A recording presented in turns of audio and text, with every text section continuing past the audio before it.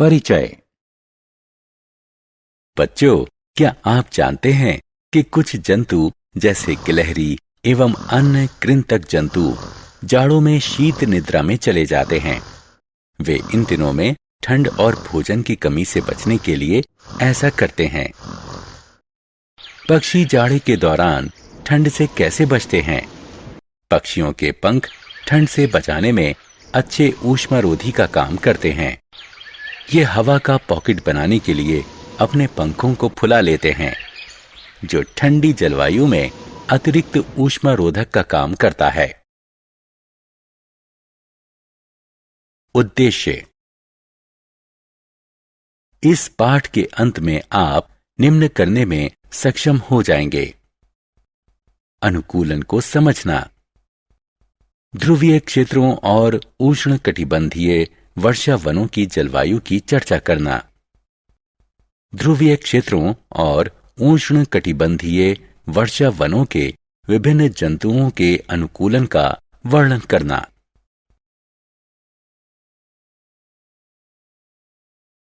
ध्रुवीय क्षेत्र और उष्णकटिबंधीय वर्षा वनों के देश।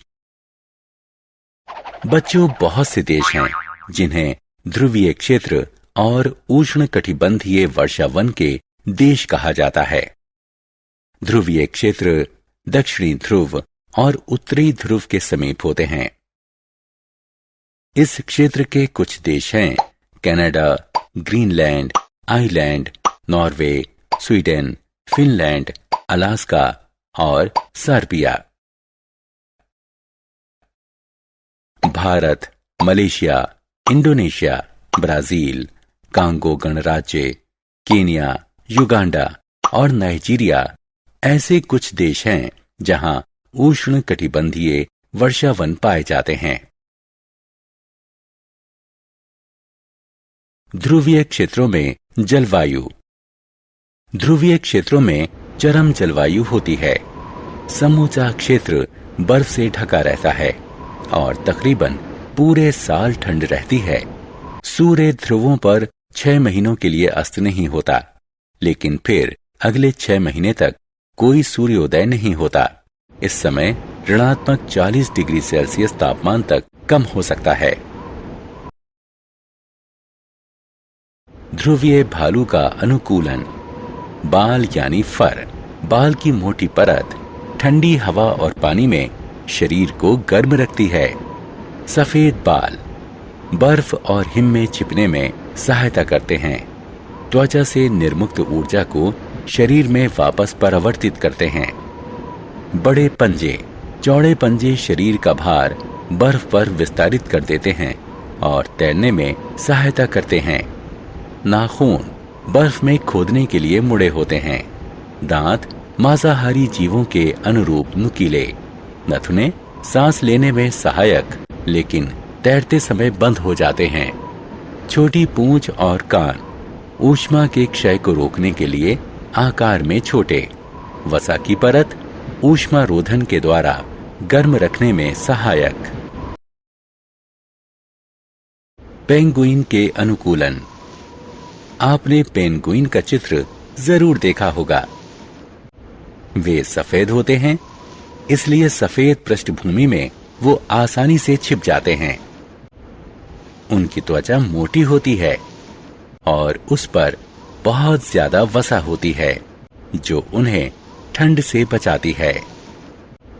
पेंगुइन अपने आप को गर्म रखने के लिए झुंड में रहते हैं। वे अच्छे तैराक होते हैं। उनका शरीर रेखीय होता है और उनके पैरों में जाल होते हैं, जो उन्हें तैरने में सहायता करते हैं।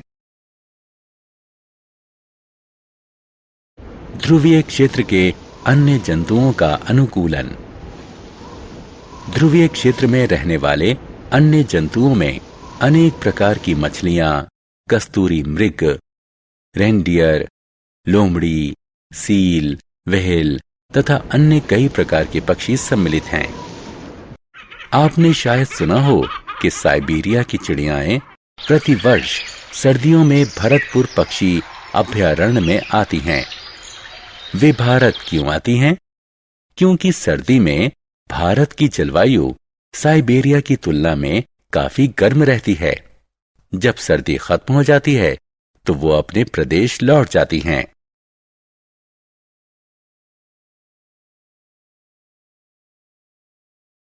उष्णकटिबंधीय वर्षावन की जलवायु। भूमध्य रेखा के पास होने के कारण उष्णकटिबंधीय क्षेत्र आमतौर पर गर्म होते हैं। सबसे ठंडे महीनों में भी तापमान 15 डिग्री सेल्सियस से ऊपर रहता है। पूरे साल दिन और रात लगभग बराबर होते हैं। इन क्षेत्रों में अत्यधिक वर्षा होती है। गर्मी और उमस से भरी जलवायु इस क्षेत्र को उष्णकटिबंधीय वर्षावनों से समृद्ध बनाती है। उष्णकटिबंधीय वर्षावन क्षेत्र मध्य अमेरिका, पश्चिमी घाट और भारत में असम, मध्य अफ्रीका और दक्षिण पूर्व एशिया उष्णकटिबंधीय वर्षावन क्षेत्र है। लगातार वर्षा और गर्मी के कारण इस क्षेत्र में विभिन्न प्रकार के पौधे और जंतु पाए जाते हैं। बंदर, चिंपैंजी, गोरिल्ला, शेर, चीता, हाथी, तेंदुआ, छिपकली, सांप, पक्षी और कीट इस क्षेत्र में पाए जाते हैं।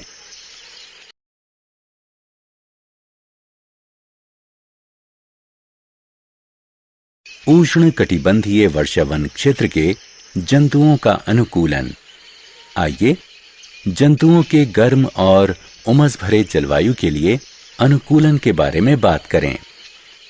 बहुत से जंतु पेड़ पर रहने के लिए अनुकूलित हो गए हैं। पेड़ों पर रहने वाले लाल आंखों वाले मेढकों के पैरों में लसलसा जाल विकसित हो गया है, जो उसे पेड़ों पर चढ़ने में मदद करता है। बंदरों को देखो, टहनियों को पकड़ने के लिए उनकी पूंछ लंबी होती है। बंदर के पैर और हाथ ऐसे होते हैं जो उसे टहनियों पर लटकने में मदद कर सकें। ट्रकेन की लंबी बड़ी चोंच जो उसे उन शाखाओं पर लगे फूलों तक पहुंचने में सहायता करती है जो उसका भार नहीं उठा सकती।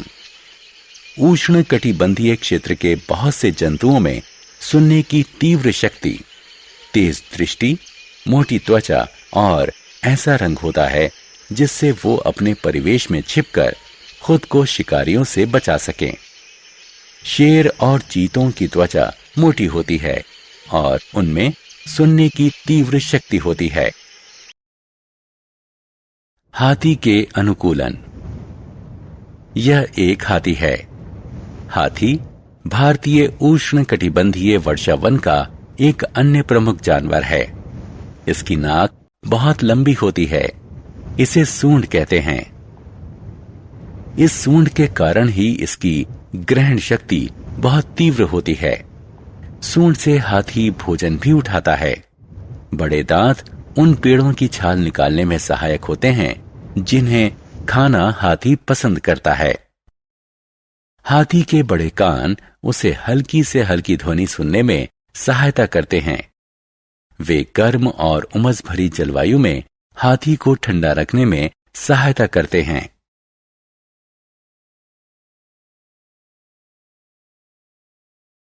सारांश। आइए हमने जो कुछ सीखा है उसे संक्षेप में दोहराएं। कोई भी विशेषता जो किसी जीव के जीने की संभावना बढ़ा दे उसे अनुकूलन कहते हैं। ध्रुवीय क्षेत्र साल के ज्यादातर समय बर्फ से ढके और ठंडे होते हैं। ध्रुवीय भालू और पेंगुइन ध्रुवीय क्षेत्र के जानवर हैं जो पूरी तरह से ध्रुवीय क्षेत्र की ठंडी जलवायु के अनुकूल हो चुके हैं। उष्णकटिबंधीय क्षेत्र में कोई जलवायु नहीं होती। लाल आंख वाला मेढक, बंदर, चीता, हाथी, तेंदुआ इत्यादि उष्णकटिबंधीय क्षेत्र के गर्म और उमस भरी जलवायु के अनुकूल हुए हैं।